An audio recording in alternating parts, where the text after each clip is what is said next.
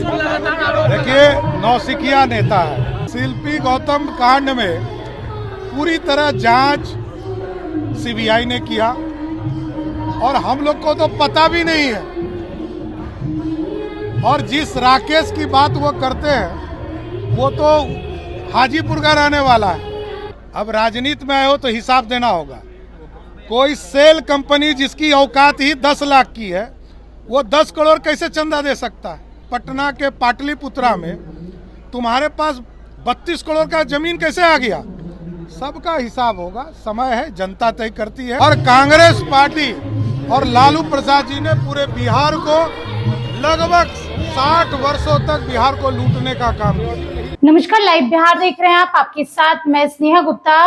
कल जन स्वराज के सूत्रधार प्रशांत किशोर ने सम्राट चौधरी, जो कि बिहार के डिप्टी सीएम है, उन पर बम फोड़ दिया और सीधे तौर पे बिहार के सबसे चर्चित शिल्पी गौतम हत्याकांड पे उन्होंने खुलासा किया और कहा कि सम्राट चौधरी, आप बताइए कि आप उस हत्याकांड में शामिल थे या नहीं थे, जिसपे सम्राट चौधरी का बड़ा बयान सामने आ गया है। क्या कुछ कह रहे हैं सम्राट चौधरी, पहले आप इस वीडियो पर नजर डालिए। लालू प्रसाद और कांग्रेस पार्टी और लालू प्रसाद जी ने पूरे बिहार को लगभग 60 वर्षों तक बिहार को लूटने का काम किया।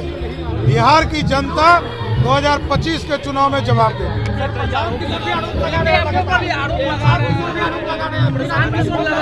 देखिए, नौसिखिया नेता है।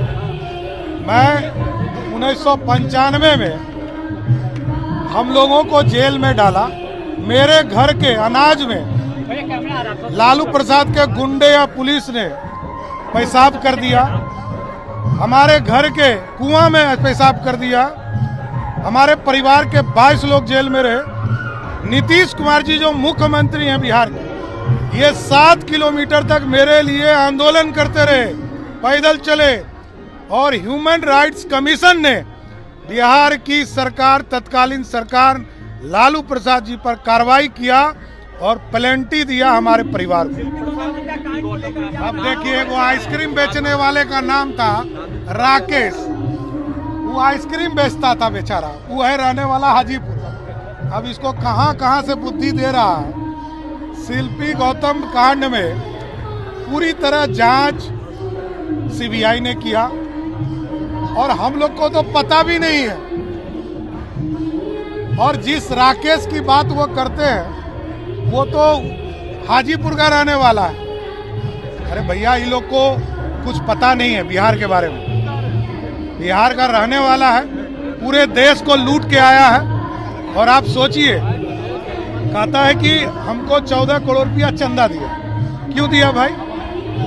कल तक तुमको तुम्हारा मेहनताना नहीं मिला था। 2 करोड़ 41 लाख 241 करोड़ उन्होंने कहा कि हमको मेहनता मिला। अरे भैया, तो जब राजनीति में नहीं थे तो पैसा काहे नहीं ले लिए? अब राजनीति में आए हो तो हिसाब देना होगा। कोई सेल कंपनी जिसकी औकात ही 10 लाख की है वो 10 करोड़ कैसे चंदा दे सकता है? और आते के साथ पटना के पाटलिपुत्रा में तुम्हारे पास 32 करोड़ का जमीन कैसे आ गया? सबका हिसाब होगा। समय है, जनता तय करती है। जनता हिसाब देगी। जनता फिर से एनडीए की सरकार बनाएगी। तो सुना आपने क्या कुछ कहा सम्राट चौधरी ने। सीधे तौर पर उन्होंने कहा ये सारे आरोप बेबुनियाद है, इनमें कोई भी सच्चाई नहीं है, मेरा कोई भी हाथ नहीं था। हालांकि प्रशांत किशोर की बात करें तो उन्होंने सीधे तौर पे कहा कि तब सम्राट चौधरी जो थे वो आरजेडी के अंदर थे, साधु यादव के साथ रहते थे, लालू यादव के साथ रहते थे और सीधे तौर पे बम फोड़ दिया। अब देखना होगा कि अब तो सम्राट चौधरी कबूल नहीं कर रहे, तो प्रशांत किशोर का अगला कदम क्या कुछ होता है। आप बने रहिए हमारे साथ, तब तक के लिए बहुत बहुत शुक्रिया।